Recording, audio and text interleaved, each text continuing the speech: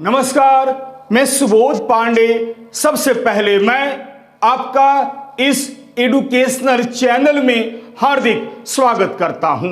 आज मैं आपके समक्ष हिंदी जगत के श्रेष्ठ उपन्यासकार, कहानीकार तथा नाटककार भीष्म साहनी कृत चीफ की दावत कहानी को लेकर उपस्थित हुआ हूं। एक वीडियो के रूप में भीष्म साहनी द्वारा रचित चीफ की दावत कहानी को मैंने दो भागों में बांटा है। प्रथम भाग में यानी पार्ट 1 में मैं केवल भीष्म साहनी जी का सामान्य परिचय देना चाहता हूं। इसके बाद उनके द्वारा रचित चीफ की दावत कहानी का सार या सारांश या कथा वस्तु या कथानक को प्रस्तुत करना चाहता हूं। जबकि दूसरे भाग में यानी पार्ट 2 में मैं केवल भीष्म साहनी द्वारा रचित चीफ की दावत कहानी के उद्देश्य और नामकरण या शीर्षक की सार्थकता पर अपने विचारों को व्यक्त करना चाहता हूं। तो आइए सबसे पहले मैं आपके समक्ष भीष्म साहनी जी का सामान्य साहित्यिक परिचय प्रस्तुत करता हूं। इसके बाद मैं उनके द्वारा रचित चीफ की दावत कहानी का सार या सारांश या कथानक या कथा वस्तु को प्रस्तुत करने का प्रयास करता हूं। ध्यान देकर सुनिएगा। भीष्म साहनी जी का सामान्य साहित्यिक परिचय। वर्तमान हिंदी कहानीकारों में भीष्म साहनी जी का बड़ा ही महत्वपूर्ण स्थान है। ये हिंदी जगत में एक उच्च कोटि के उपन्यासकार, कहानीकार तथा नाटककार के रूप में स्थापित साहित्यकार माने जाते हैं। सच पूछा जाए तो ये आधुनिक हिंदी साहित्य के प्रमुख स्तंभों में से एक थे। साथ ही भीष्म साहनी जी हिंदी फिल्मों के जाने माने अभिनेता बलराज साहनी के छोटे भाई थे।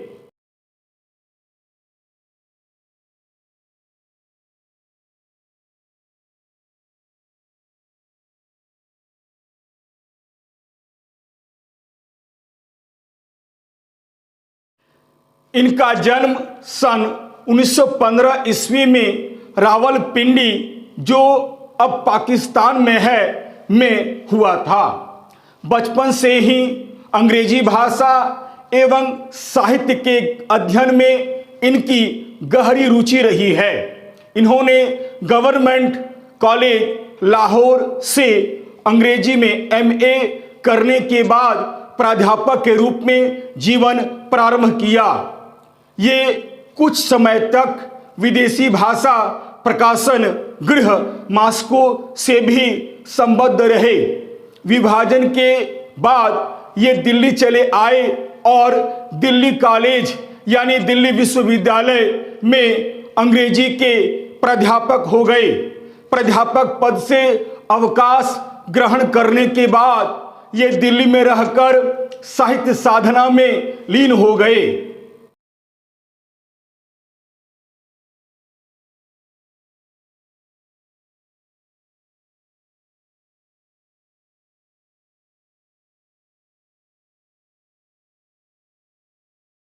भीष्म साहनी जी को हिंदी साहित्य में प्रेमचंद की परंपरा का अग्रणी लेखक माना जाता है। ये मानवीय मूल्यों के हिमायती रहे हैं। इनकी कहानियों के विषय सामाजिक व राजनीतिक विसंगतियों से संबंधित होते हैं। इनकी दृष्टि यथार्थवादी है। ये आधुनिक जीवन की विसंगतियों पर तीखा व्यंग्य करते हैं। इनके कथानक मानवीय संवेदनाओं को लेकर चलते हैं। स्पष्ट कथन की प्रवृत्ति के कारण ये प्रायः चर्चा का विषय भी बनते रहे हैं। मार्क्सवाद से प्रभावित होने के कारण भीष्म साहनी जी समाज में व्याप्त आर्थिक विसंगतियों के त्रासद परिणामों को बड़ी गंभीरता से अनुभव किया है और उसे अपनी रचनाओं के माध्यम से उजागर करने का प्रयास किया है। इनकी रचनाएं कुछ इस प्रकार है।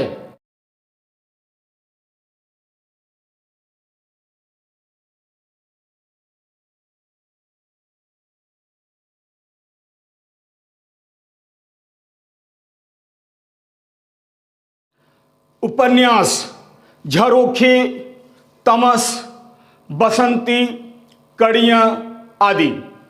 कहानी संग्रह मेरी प्रिय कहानियाँ, भाग्य रेखा, वांगशु, पहला पाठ, पटरियाँ, भटकती राख, शोभा यात्रा, निशाचर आदि। नाटक हानूस, माधवी, कबीरा खड़ा बाजार में, मुआवजे आदि। आत्मकथा बलराज माय ब्रदर, बाल कथा गुलेल का खेल। इनकी रचनाओं में जीवन के विविध रंगों के दर्शन होते हैं। यही कारण है कि मानवीय संवेदना से जुड़ी हुई भाषा इनकी रचनाओं में दिखलाई पड़ती है, अर्थात इनकी भाषा प्रतिदिन प्रयोग की जाने वाली भाषा होती है। मुहावरे का सार्थक प्रयोग होता है। अंग्रेजी, उर्दू व पंजाबी के शब्दों का अनुकूल मिश्रण मिलता है।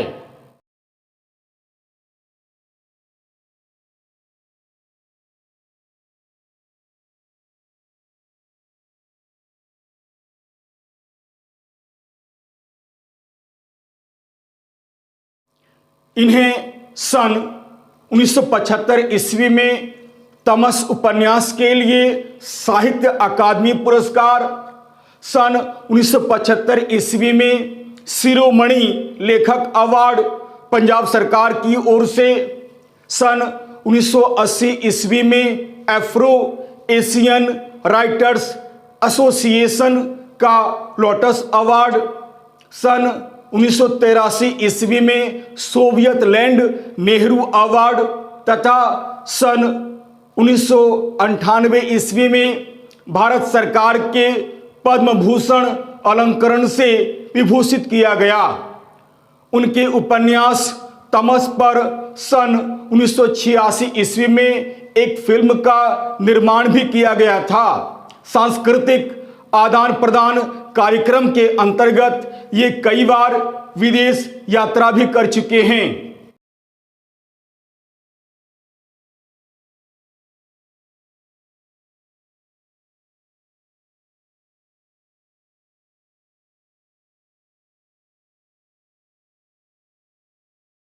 अतः वर्तमान समय में प्रगतिशील कथाकारों में भीष्म साहनी जी का प्रमुख स्थान है। कथ्य एवं शिल्प दोनों ही दृष्टियों से इनकी रचनाएं बेजोड़ है तथा हिंदी साहित्य की एक अमूल्य निधि है।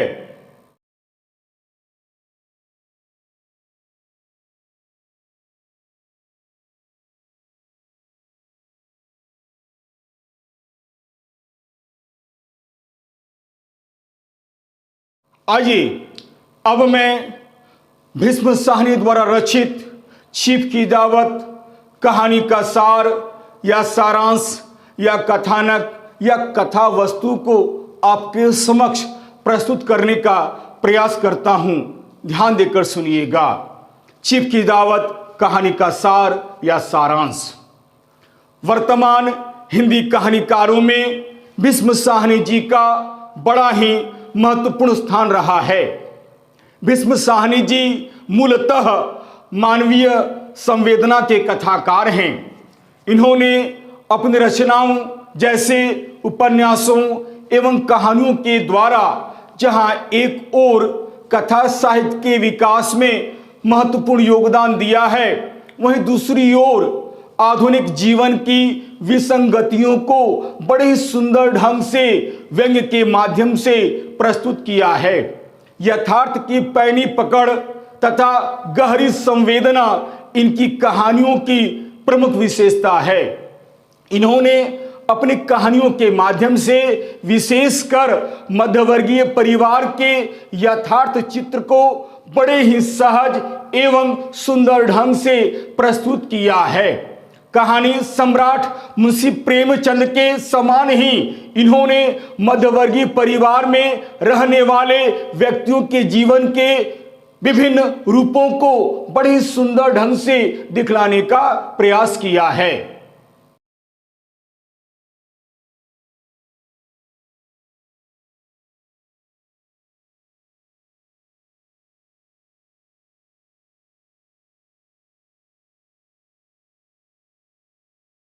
चीफ की दावत इनकी एक सुप्रसिद्ध एवं हृदयस्पर्शी कहानी है।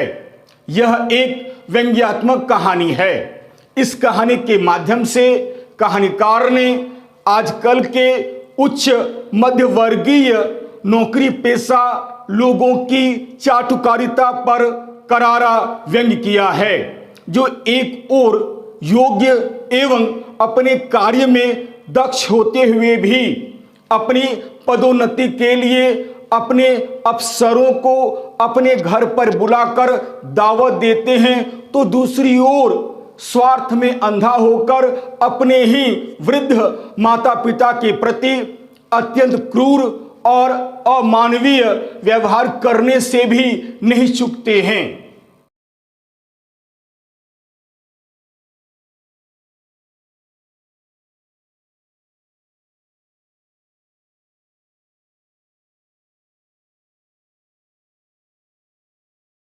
अतः कहानीकार ने दो पीढ़ियों जैसे प्रौढ़ पीढ़ी और युवा पीढ़ी की मानसिकता को दिखलाकर यह सिद्ध करने का प्रयास किया है कि यदि प्रौढ़ पीढ़ी में त्याग बलिदान की भावना है, तो युवा पीढ़ी में स्वार्थ और मिथ्या प्रदर्शन की भावना है।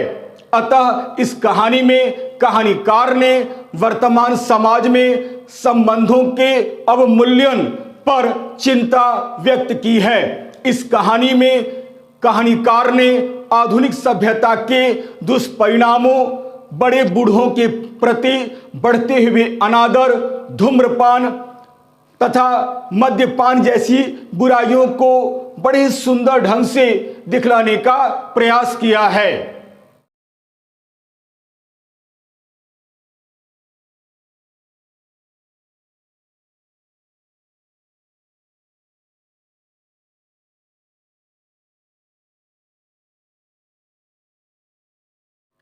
चीफ की दावत एक मध्यवर्गीय परिवार की बहुत ही सुंदर एवं मार्मिक कहानी है। इस कहानी में कहानीकार ने पंजाबी परिवार की बातें और पंजाबी समाज की परंपराओं का उपयोग बड़े ही सुंदर ढंग से किया है। प्रस्तुत कहानी का प्रमुख पात्र व नायक मिस्टर सामनाथ है। मिस्टर सामनाथ एक शिक्षित एवं संभ्रांत पुरुष है, जो अपनी पत्नी और वृद्ध माता के साथ किसी एक बड़े शहर में एक छोटे से संयुक्त परिवार में रहता है। मिस्टर सामनाथ के पिता की मृत्यु बचपन में ही हो चुकी है। उनकी माताजी ने बहुत ही कष्ट सहकर सामनाथ को पाल पोस कर बड़ा किया है तथा गहने आदि बेचकर सामनाथ को पढ़ाया है। आज मिस्टर सामनाथ किसी विदेशी कंपनी में एक उच्च अधिकारी है।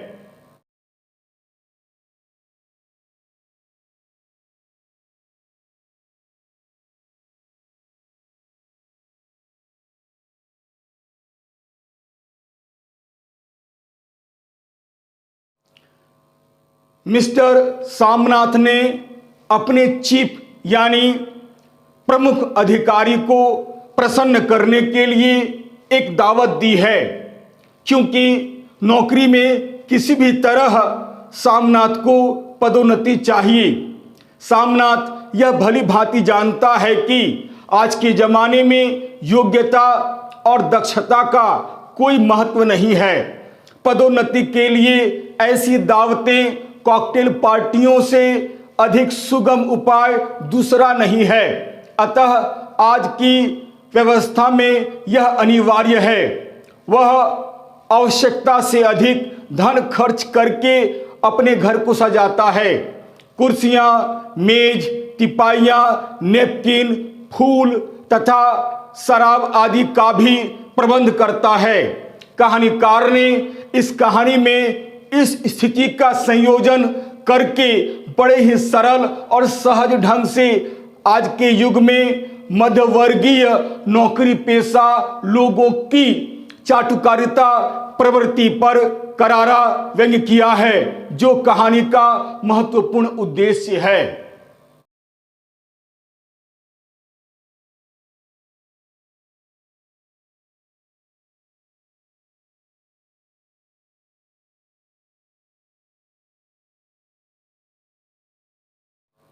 कहानी का प्रारंभ डिनर पार्टी से होता है। बॉस अंग्रेज है और वह हिंदुस्तानी चीजों में, हिंदुस्तानी लोगों में विशेष रुचि लेता है। सामनाथ इस पार्टी को शानदार पार्टी बनाना चाहता है, जिसमें उसकी पत्नी पूरा सहयोग देती है। अतः सामनाथ नहीं चाहता है कि बूढ़ी माँ का सामना किसी प्रकार उसके अफसर यानी चीफ साहब से हो। अतः वह अपनी माँ को एक फालतू सामान की तरह घर के कोने में छिपा देता है या छिपकर रहने के लिए आदेश देता है और कहता है कि वह आज अपना खाना पीना जल्दी निपटा कर अपनी कोठरी में चली जाएं और सोए नहीं, क्योंकि उसके खर्राटों की आवाज कहीं दावत का आनंद समाप्त ही ना कर दे। साथ ही सामनाथ मां को कई निर्देश भी देता है।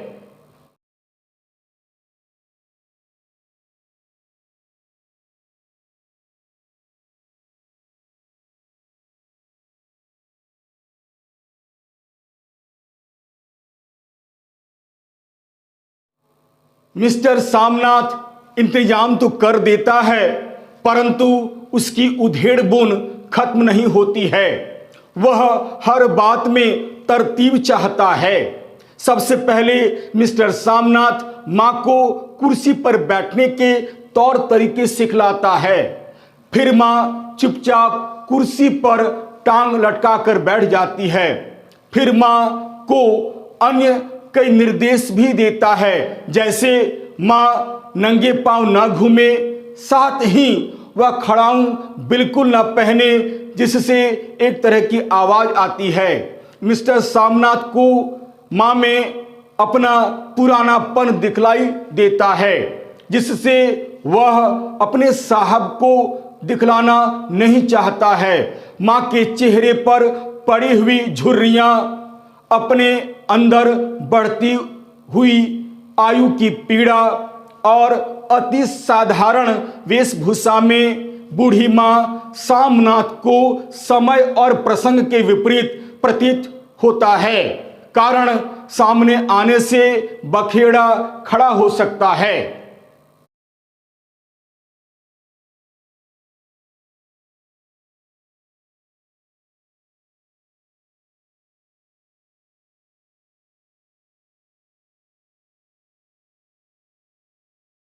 फिर मिस्टर सामनाथ अपनी मां को अच्छे कपड़े पहनने की सलाह देता है। कुछ देर बाद मां एक अच्छा कपड़ा पहनकर सामने आती है। चूड़ियां वुड़ियां पहनने की बात पर मां अपनी असमर्थता प्रकट करती है और कहती है कि सारे गहने तो उसकी पढ़ाई लिखाई में ही बिक गए, अगर होते तो वह अवश्य पहन लेती। यह सब सुनकर सामनाथ बहुत अधिक क्रोधित हो जाता है, परंतु यह मौका सामनाथ के लिए बहस का न था।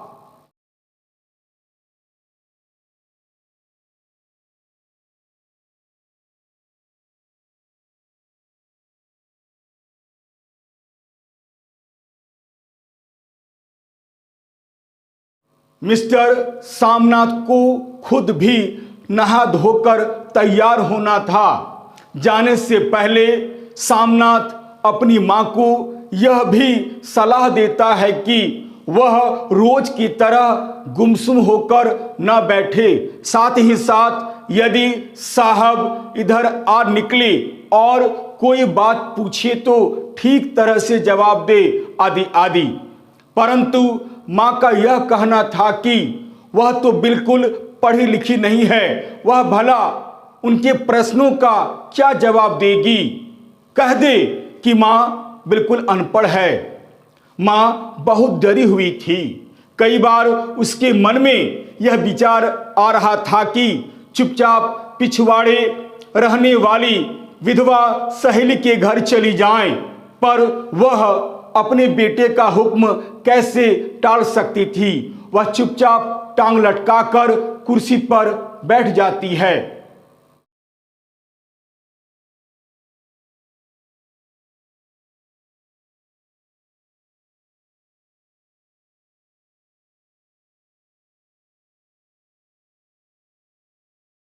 साहब और अन्य मेहमानों के आते ही पार्टी शुरू हो जाती है। बातचीत जिस रौ में बह रहे थे, शराब के दौर भी उसी रौ में चल रहा था। साहब को यह पार्टी पसंद आई थी। मैम साहब को मिस्टर सामनाथ के घर की सजावट पसंद आई थी। आखिर खाना खाने के लिए जब सब लोग उठे, तब बहुत कोशिश करने के उपरांत भी साहब की दृष्टि मां पर पड़ ही जाती है।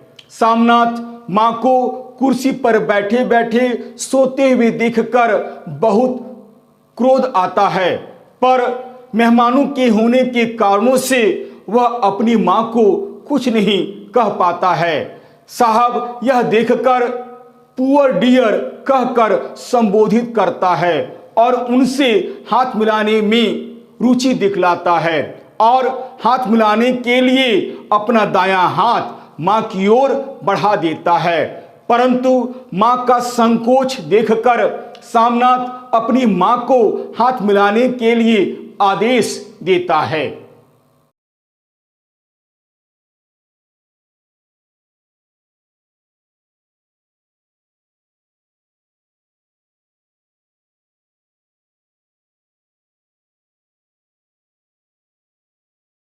घबराहट में मां दाएं हाथ में माला होने के कारण अपना बायां हाथ बढ़ा देती है। चीफ साहब भी अपना बाएं हाथ को आगे बढ़ाते हुए कहता है, हाउ डू यू डू, परंतु मां ठीक से इसका जवाब नहीं दे पाती है, जिससे उपस्थित सभी लोग हंसने लगते हैं। तभी सामनाथ अपने अफसर को बतलाता है कि उसकी मां दरअसल एक गांव की रहने वाली है तथा बहुत ही सरल महिला है। गांव की बात सुनकर चीफ साहब बहुत अधिक प्रसन्न होते हैं और मां से एक लोकगीत सुनाने के लिए आग्रह करते हैं, तो मजबूर होकर अपने पुत्र मिस्टर सामनाथ के कहने पर वह अपनी सरलता और अबोधता के कारण शादी ब्याह के अवसरों पर गाए जाने वाला एक पंजाबी लोकगीत सुनाती है।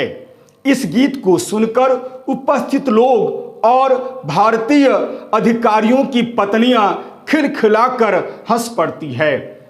स्थिति एकदम हास्यास्पद हो जाता है। सामनाथ की खीज प्रसन्नता और गर्व में बदल जाती है।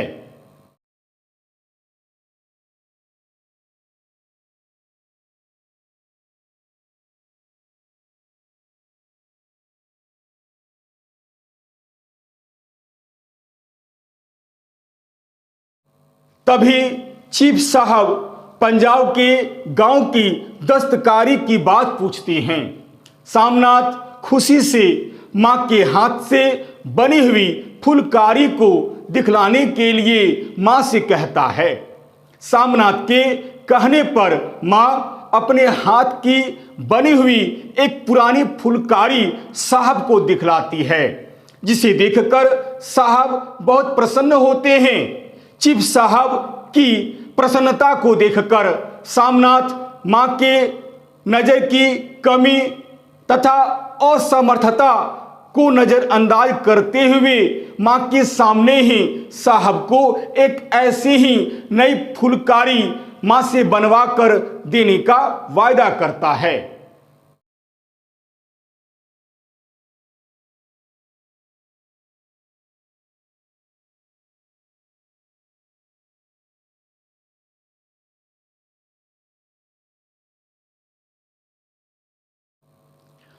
मौका मिलते ही मां सबकी नजरों से बचाकर भय के कारण पार्टी समाप्त होने तक वह अपनी कोठरी में अपने को बंद कर लेती है और फूट फूट कर रोने लगती है।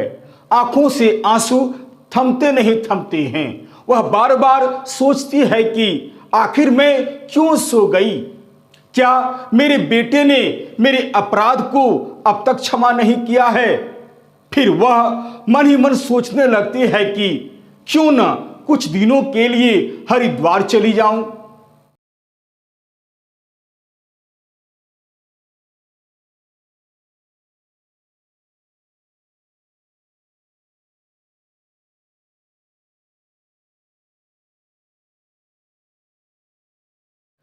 तभी सामनाथ पार्टी समाप्त हो जाने पर साहब की विदाई के बाद प्रसन्नता में झूमते हुए मां के कमरे में आकर मां को अपने आलिंगन में भरते हुए कहता है, ओ अम्मी, तुमने तो आज पार्टी में नया रंग ला दिया है। साहब तुमसे इतना खुश हुआ है कि क्या कहूं। ओ अम्मी। मां आंखों में आंसू पोंछते हुए कुछ देर के बाद कहती है कि बेटा तुम मुझे हरिद्वार भेज दो। जो जिंदगानी के थोड़े दिन बचे हुए हैं उसे भगवान के चरणों में गुजारना चाहती हूं।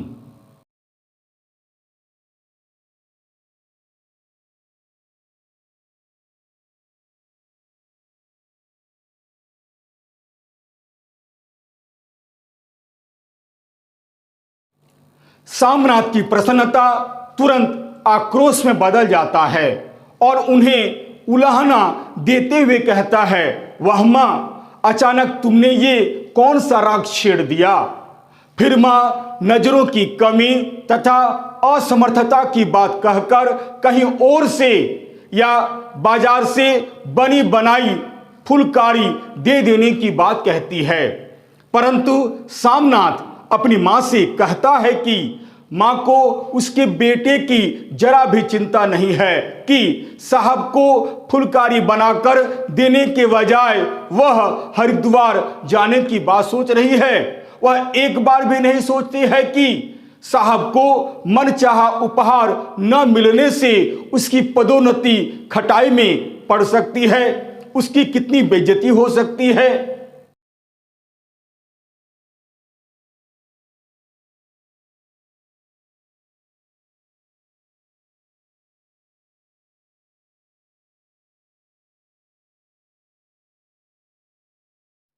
सामनाथ के मुंह से जब मां ऐसी बातें सुनती है तो मां का हृदय द्रवित हो जाता है।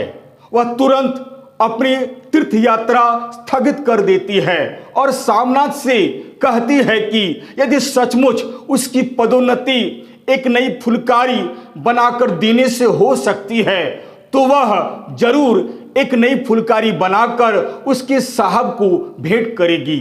प्रस्तुत कहानी यहीं समाप्त हो जाती है।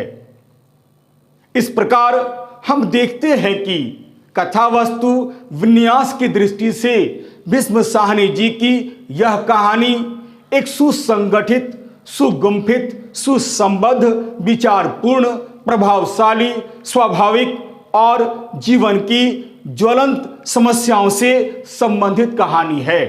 वस्तु विन्यास की दृष्टि से शिव की दावत कहानी एक अत्यंत ही उल्लेखनीय और महत्वपूर्ण कहानी है।